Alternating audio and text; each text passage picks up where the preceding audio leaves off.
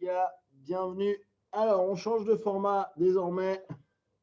On va, comme vous êtes hyper nombreux à suivre ce cours exceptionnel de luta, jiu-jitsu, etc., on va prendre comme format par rapport à ce qui se passe le week-end. On a soit des UFC, soit des fight to win et plein de compétitions pro maintenant en jiu-jitsu ou en grappling.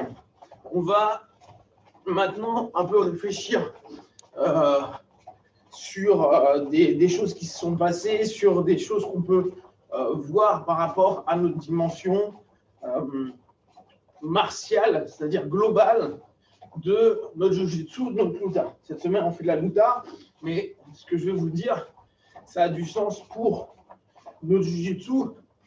Rappelez-vous toujours, il y a le jiu-jitsu de façon générale qui va inclure du combat en self-défense, du combat sur l'interstyle entre guillemets, sans être forcément du MMA, et du jiu-jitsu en combat sportif où on sait que c'est limité par un ensemble de règles qui va complètement induire notre cheminement et notre façon de voir et développer, d'ailleurs peaufiner, affiner et amener à un niveau de dingue le système technique. Là, ce qui m'intéresse, c'est toujours la même chose, c'est on fait un art martial et donc le côté sportif, c'est sympa, c'est chou, je vous invite vraiment à faire de la compète si vous avez l'occasion, mais si vous pensez l'art martial comme du sport, vous allez juste regarder une facette, et puis on a pour plein, c'est ce qu'il faut et c'est très bien. Par contre, il ne faut pas s'étonner quand d'autres n'ont pas la même vision que vous.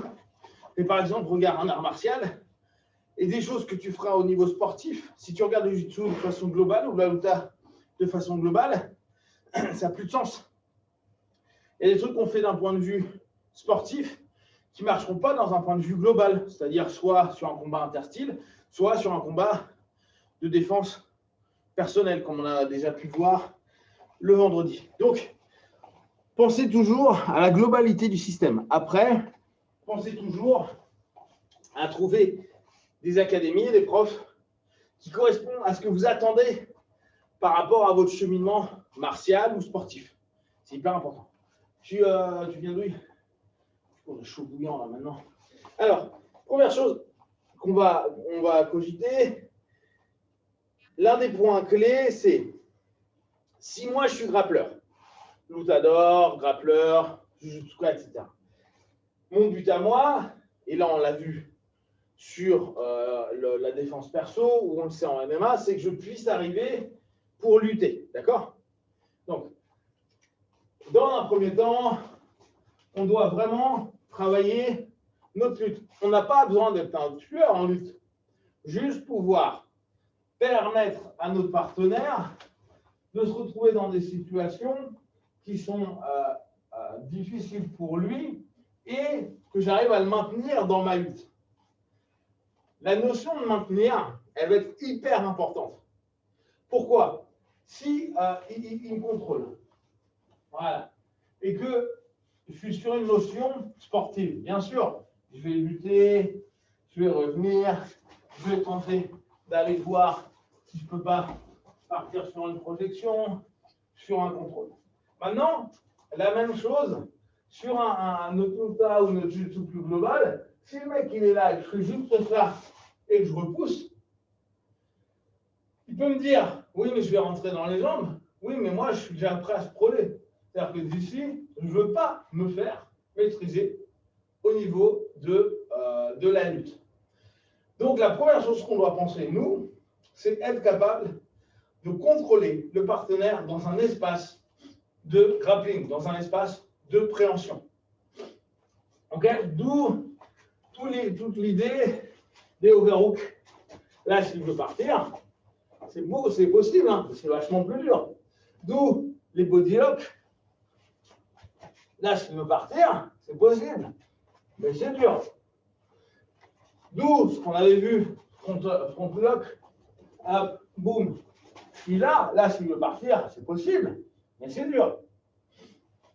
En fait, ramener les gars constamment sur des process où c'est hyper dur pour lui de partir. Maintenant, ça va me demander de l'effort. Parce que malheureusement, je ne fais pas de l'aïkido à faire juste. Et là, le mec va tomber. Je dois le maintenir. Là, lui, s'il veut partir, ça va être compliqué pour moi. Je dois être sur une notion de maintenir. Maintenir, ça nous sort de notre principe sportif. Parce que c'est normal, en sport, on va faire ça. Puis les deux vont être sur des phases où ils sont OK. Si je ne le fais pas, il se passe quoi? Tu vas avoir un avertissement, un deuxième. En judo, carrément, tu te fais envoyer en l'air. Et en lutte, pareil, tu as des avertissements. Par contre, si je suis de façon générale, combat interstyle ou défense perso, je fais ça, je check. Et le mec, ça le fait chier. C'est ce que je vous disais souvent. Vu qu'on n'est pas bon souvent en lutte, qu'est-ce qu'on fait? On est là, en mode chaud. Voilà, et on fait ça pendant... Bon, c'est bien, on gagne d'un point de vue sportif 2 minutes, mais on ne fait rien. Et là, je peux vous en parler en lourd, on est trop pour faire ça. Donc, la notion de combat au départ, je vous invite à regarder ce qui s'est passé sur Greg MMA avec Yuri, tu l'as vu ou pas? Yuri qui est un tueur en lutte, qui est un tueur en MMA. Greg l'avait pris pour, dans la rue, il filait 50 balles à un mec pour qu'il l'emmène au sol. Personne n'y arrive, t'imagines bien, sauf un gars, à un moment, il arrive, et il n'est pas trop sûr de lui, il est très grand, et à un moment, il arrive, et il y a Greg qui dit c'est parti, et à la place, ils font un check comme ça, et lui, il continue à avancer, bam, et il fait tomber Yuri. Et Yuri dit, mais attends, mais moi, je m'attendais à venir sur ma posture de base et à aller travailler sportif. Le mec, lui, on lui a dit juste, tu le fais tomber. Il a checké, il a continué son mouvement. L'autre était pas prêt, il tombe. Cet état d'esprit-là, il est hyper intéressant. On est tellement habitué par des codes qu'on va être mal à plein de moments dans notre cheminement martial parce qu'on se dit, bah oui, mais ça, tu n'as pas le droit de le faire. Oui, tu n'as pas le droit dans le sport. Mais dans le jiu-jitsu, dans la luta, si on prend de façon globale, si tu as le droit. Surtout que là, ce n'est pas une problématique, je ne le blesse pas. C'est comme les gars en MMA qui vont, au début, ils vont taper là. Mais il y en a, ils font ça. Boum! Alors, ok, après, j'ai foutu sur Internet. Hein. Mais dans l'absolu, il n'y a rien qui dit qu'à partir du moment où l'arbitre a dit combattez, que vous êtes là, que tu n'es pas obligé, quand tu fais ça, de mettre une grosse droite. Vu que tu n'avais pas une obligation de taper dans le vent. Ok? Donc, il faut toujours penser de façon globale dans le système et pas simplement sportif. On revient sur cette notion-là. Il y avait ce week-end Gastelum qui, lui, est hyper bon pour des body locks. Donc, en fait, ce qui se passe, c'est que souvent, lui, il commence comme ça et très rapidement, il passe les deux mains et il va être plutôt sur du body lock. Et il ramène dans la tête. Ça nous intéresse vachement en luta. Vu qu'on n'est pas bon, moins on est bon, plus on fait de la lutte libre. Mais de la mauvaise lutte libre. Hein, on est loin, on veut rentrer dans les jambes. Et on fait à peu près tout ça. C'est vrai que quand on va être là et que je pars dans les jambes, c'est plus simple, mais je ne le contrôle pas hyper bien. D'accord? Il faut que je crée mes actions, etc. Quand on passe un peu sur de l'agrico, là, en termes de contrôle, je suis bien. Hein. Là, s'il veut partir, c'est super chaud. Là, il me donne sa tête. Ah, là, il va partir. Ouais, là, il a été gentil, il est resté, mais il aurait pu partir. Parce que quand il est remonté. Donc, pensez toujours, nous, grappleurs, on doit être dans un contrôle. Hop, fort. D'accord? Travail. Et mon but, c'est de le maintenir sur ma lutte. Pour l'instant, il n'y a pas d'anneau seul, mais vu que je veux déjà, dans un premier temps, pas qu'il se barre, ma condition physique, elle va se baser sur le contrôle du mec. Chose que vous devez garder au sol. Qu'est-ce qu'on dit en jiu-jitsu? On dit moins en catch wrestling et en luta, c'est le contrôle prédomine sur la soumission, la posture sur la soumission. Avoir cette notion-là, elle est importante. On reprend. Si je suis juste à chercher à faire des guillottes pour terminer le gars, si je suis juste, et ça on l'a vu aussi ce week-end, justement dans le match avec Gastelum, Gastelum prenait en bodylock et le mec à chaque fois, il arrivait à repartir sur des Kimura et après ça allait au sol en fait et vous avez la Kimura. Bon, Gastelum s'en allait, mais ce qui prévaut, c'est justement la notion qu'on va avoir de posture qui va prévaloir sur la notion de clé. Donc, on prend cette notion au sol. Qu'est-ce qui nous intéresse, nous? Si le mec m'a fait tomber, il me fait tomber, je me retrouve dans une type de posture comme ça. Ce qui s'est passé ce week-end sur un, je ne sais plus quoi, Fight to Win ou Pro, je ne sais pas quoi, il y a Formiga, qui est un mec hallucinant en jiu-jitsu, il était en Kim, qui combat l'autre, j'avoue, je ne me souviens plus de son nom, qui est super bon aussi. Et à un moment, Formiga, il a levé le mec avec le Kim et il l'a refait tomber en mode et il a slamé. Boum. Et le mec est tombé KO. Dans la version IBJF, on va dire DQ, c'est fini. Mais là, en plus, c'est du sportif, mais qui accepte cette notion-là. Si le mec en dessous, il tombe KO, c'est qu'il n'est pas prêt pour, ou qu'il n'a pas fait ce qu'il fallait pour éviter de se prendre un KO. Des slams, il y en a plein en MMA, il y en a plein dans les Fight to Win, et il y en a plein qui ne tombent pas KO. Donc vous pensez constamment, si un mec commence à se lever et vous sentez que ça sent mauvais, ouvrez votre garde. Si vous sentez que si le mec qui vous fait tomber, il va vous faire tomber sur la nuque, pas bon, d'accord? Alors oui, c'est plus sécurisant d'avoir une garde fermée, on est d'accord, mais si on reprend le même principe et on reprend le principe que je vous donnais avant, je n'ai pas forcément besoin d'être dans mon jiu-jitsu garde fermée. Là encore, sportivement, peut-être pour avoir tes points, tes avantages, partiellement parlant, être en dessous, et là je reprends Carlson Gracie, c'est pas une bonne idée. Donc s'il commence à se lever, je commence à un truc et qu'il commence à y aller, et je sens que c'est pas bon, mais je peux très bien me barrer et revenir sur de la lutte. J'ai pas besoin d'accepter l'orientation qu'il propose dans son jiu-jitsu, dans sa lutte. On va aller plus loin sur le concept. Si on est là-dessus, celui-là, il est en 100 kg. Non, il va être sur du début de 100 kg. Donc, souvenez-vous, on part du principe que la première chose qu'on doit apprendre, nous, en tant que ceinture blanche, c'est de se dire, je suis dans un process où j'empêche mon partenaire de me soumettre. C'est tout con, de me soumettre, hein. Je ne parle même pas de me contrôler. Allez, on va prendre un petit peu plus avancé. Le gars commence à venir et je ne veux pas me faire contrôler. Nous, la plupart du temps, qu'est-ce qu'on fait? On va être ici, le partenaire commence à travailler, on va commencer à décaler les hanches et on va essayer. Alors, bon, moi, j'aime aller en tortue, donc je m'en tortue, mais si je suis cohérent et que je reste sur mon point de vue, je m'adresse. Nous, on a pris l'habitude de dire le mec est en 100 kg, il commence à vouloir revenir, donc je vais commencer, à un moment ou à un autre, à aller lutter pour aller récupérer une garde. Mais ça, c'est parce que vous êtes dans un modèle sportif. Dans un modèle combat, si je suis là, c'est lui qui doit faire le boulot, c'est pas moi. C'est lui qui doit me contrôler. Moi, je n'ai pas à faire quoi que ce soit par rapport à ça. Donc, on prend n'importe quoi. Même la garde. Partenaire, il est là. Allez, commence à travailler. Travaille comme tu veux.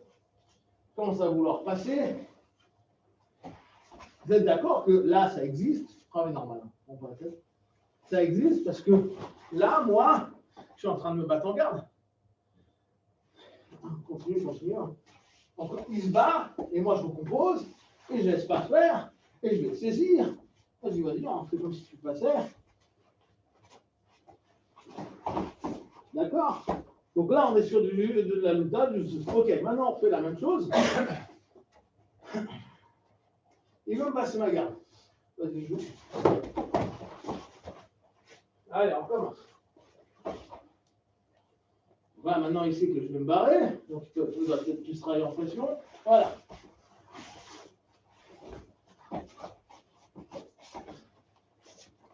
Allez, on recommence.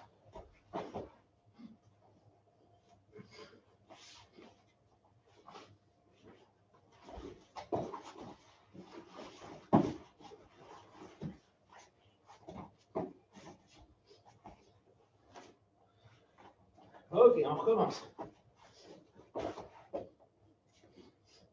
Alors là, on peut dire, il me prend le dos. Je suis pas sûr pas sûr que sa prise de dos soit bonne.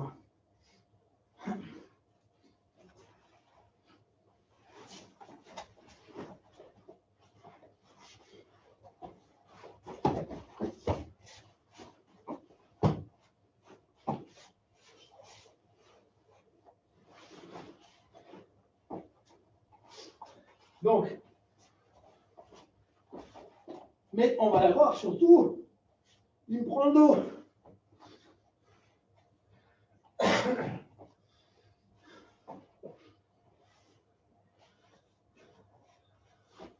Donc, je suis là, vas-y, prends mon dos, travaille. Bon, mon but, c'est juste de me dire, je me place.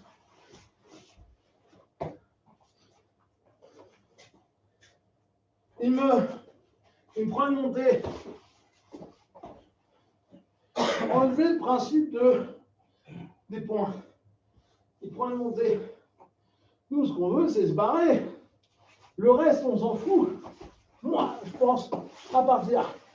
Juste à partir. Lui, il pense juste. Là.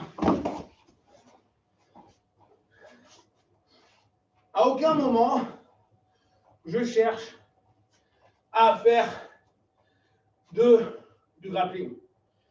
Du grappling de réponse. Nous, on a appris des combinaisons pour dire, s'il fait ça, je fais ça. S'il fait ça, je fais ça. Mais ça marche sur quelqu'un qui débute. Sur quelqu'un qui est bleu, violette, marron. Bah, le mec, il sait ce qu'est un juji. Prise de dos. Un triangle. Or, on va prendre encore plus par l'absurde. Prends une clé où t'es fort.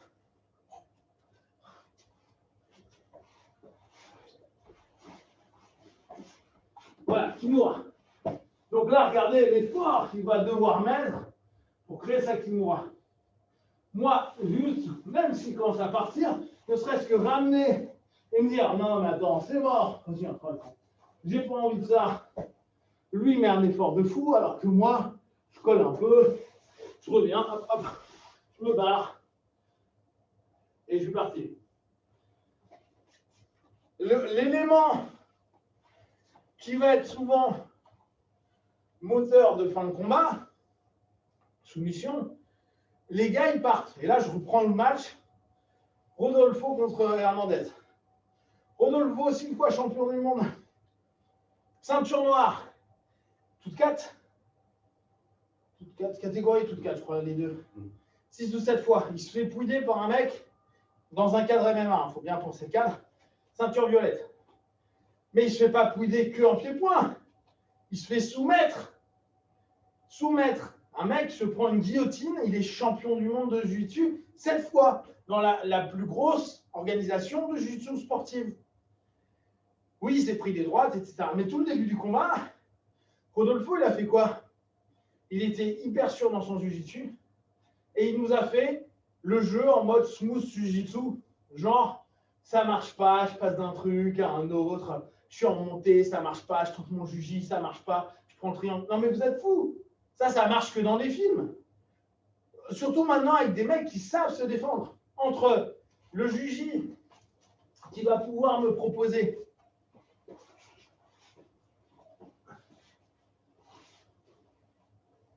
et les possibilités que j'ai aujourd'hui en connaissant un petit peu, revenir, entrer, et me dire, je me casse, c'est exactement ce que je vous disais, en faisant attention à mon coude, en tirant, là, moi, c'est vachement plus simple. Alors, nous, nos combinaisons, ça va être par exemple de revenir, voilà, sur un cul de genou, mais vous êtes d'accord qu'entre dire non à ça et toute la complexité physio, technique, physique, entre moi qui tente de faire que ça, mouvement simple, et lui qui tente de partir sur son épaule, prendre mon truc, repartir et prendre ma jambe, il y a un delta qui est énorme. Or, maintenant, reprenez-vous votre expérience en jiu-jitsu. Quand vous tombez sur un nouveau qui n'a jamais rien fait, mais qui a un physique de titan et qui est hyper explosif, est-ce que vous arrivez à les soumettre comme vous voulez? Je parle là au violet, marron, noir. C'est rarement le cas. Ah, on est content quand on prend le dos parce que là, ils sont vraiment nuls. Mais souvent, on fait un truc et le mec, il bouge comme un ouf et il s'en va. On en parle aussi souvent avec les judokas qui, eux, ne veulent pas et ils se barrent. Et nous, ça nous frustre parce qu'on dit putain, mais ils ne jouent pas le jeu. Oui, ils ne jouent pas le jeu. Mais ils ont raison. C'est ce que je vous disais il y a 15 jours. Les mecs font leur jeu. Donc, notre pensée en lutin, en jiu-jitsu, etc., c'est de se dire, je n'ai pas besoin de rentrer dans le jeu qui est le sien. Nous, parce qu'on a créé des codes, on est parti sur, je suis dans une rétention de garde, parce que, initialement, si je me passe ma garde dans un combat de rue ou dans un combat interstitiel, je suis mal. Mais si le gars, la même chose, il passe la garde et que moi je suis déjà en train de me barrer, chose qui, au début du Gracie Jiu-Jitsu, en 29, les gars ne faisaient pas. Regardez le combat qu'il y avait eu entre Valdemar et Elio. Outre le poids, l'âge, on s'en fout. Les mecs sont restés 2h30, 3h au sol. Et comment a perdu Elio de mémoire? Je crois qu'il s'est pris un coup quand Valdemar s'est relevé, il l'a tapé. Il la fatigue, ce qui est logique. Mais en fait, si j'accepte que tout mon partenaire est dans ma garde, pourquoi on exploitait beaucoup initialement dans le jiu-jitsu global, martial, la garde fermée? Parce que quand je ferme une garde sur quelqu'un, à la base, il ne part pas. D'accord? Et je vous rappelle, le Gracie Jiu-Jitsu, ce qui a été cool, c'est que ça s'est développé avec des combats interstyles. Donc, t'imagines bien que si Fred, champion d'Europe de boxe anglaise, 3 fois champion de France de kickboxing, il 5 fois, non? Et intercontinental. Quand il veut me péter la gueule, moi, petit Jujutsuka, qu'est-ce qu'il va attendre? Lui, par instinct, il va attendre que je fasse ça pour faire quoi? Pour se relever. Pour me donner des droites, pour taper ou pour attendre que je revienne debout. Donc, effectivement, sur les premiers UFC ou les premiers trucs, les gars ne connaissaient rien. Et c'était cohérent que le jiu-jitsu, les gars, ils galéraient à remonter, ils ne connaissaient rien au sol. Mais aujourd'hui, on est au 21e siècle, ça fait 25 ans que ça existe, l'UFC et le combat libre de façon mainstream. Quand je ferme une garde, oui, et là, je suis en train de penser à Kev, je dis, mais plus personne bosse en garde fermée. Et il a raison. Dans un point de vue sportif, ça n'a aucun sens. Hormis chez les vieux et chez les lourds, chez nous, ça a complètement de sens. Mais sinon, là, d'un point de vue martial, là, ça a du sens. Quand je suis garde fermée là, je vais tenter de contrôler ces points. Et encore, maintenant, les gens, ils se lèvent. Hop, et ils vont me taper d'ici. Donc, souvent, je vais ouvrir pour éviter de me prendre des papas de pleine tête. D'accord? La boxe au sol n'existait pas il y a 50 ans. Maintenant, les mecs sont bons en boxe au sol. Phase de percussion au sol. Donc, quand je vais chercher, là, si Fred est en train de se barrer d'ici, moi, mon truc, c'est de faire en sorte qu'il ne se barre pas. D'accord? Et je garde ma garde fermée pour justement éviter qu'il change et qu'il fuit. Si je vais chercher ce type de posture-là, ok, c'est pas super offensif, mais n'empêche que vas-y Fred, bosse comme tu veux.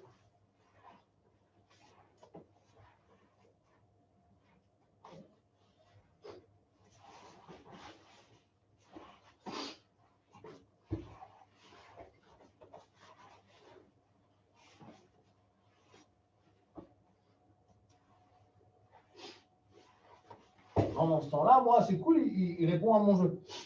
En fait, il est rentré dans l'acceptation de lutter au sol. Parce que pendant ce temps-là, moi, je lui empêche de se dire, ah, je vais me relever.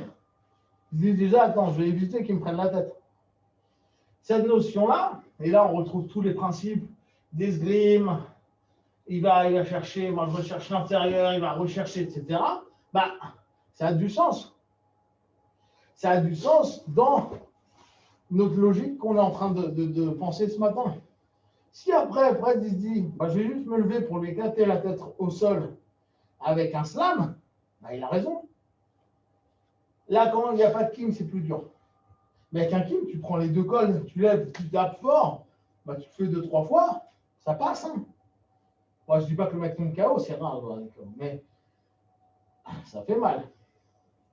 D'accord? Donc, on pense, on n'est pas obligé, et à l'académie, c'est le cas aussi, hein, on n'est pas obligé d'arriver sur un jiu-jitsu où on travaille, je suis là, je réponds, hop, je tente d'aller sur mon truc, hop, ça y va, et là, il y a une lutte.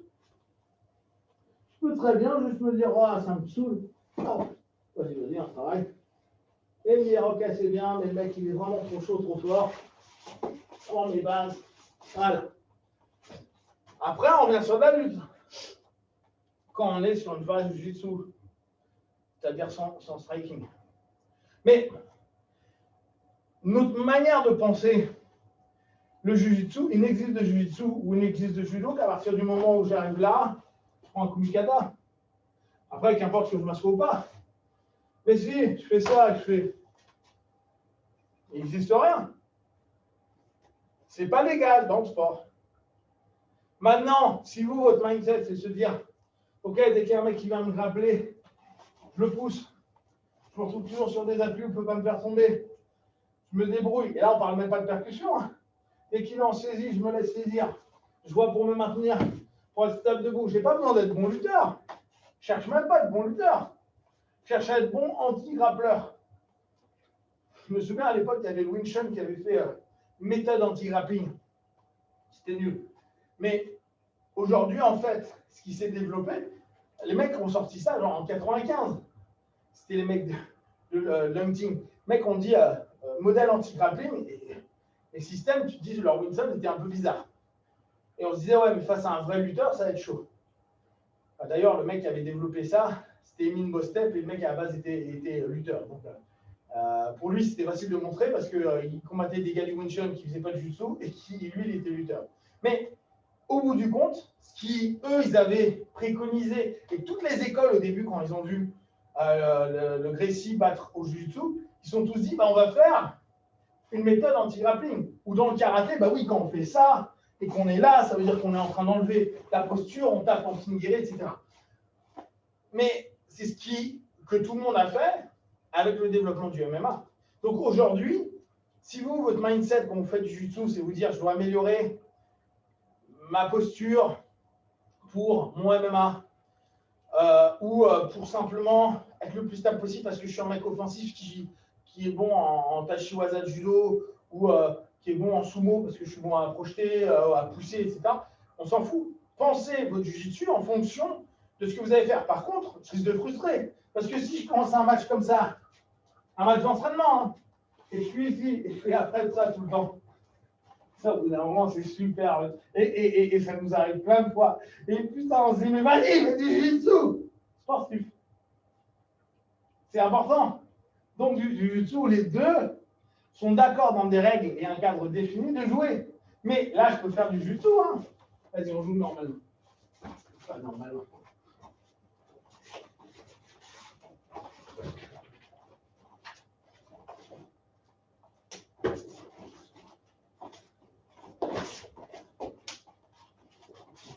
Bah oui. Vous Vous avez vu, déjà, on est en train de changer les règles à petit. Bah, là, on n'est plus sur notre jiu-jitsu habituel. Et vous avez vu comment ce qui se passe. Ok, ça part. Hop, j'ai pas envie.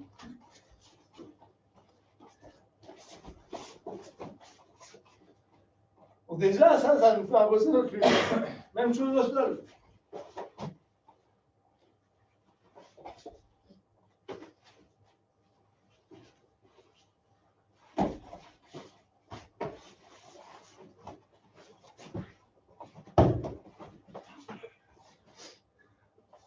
C'est chiant, hein.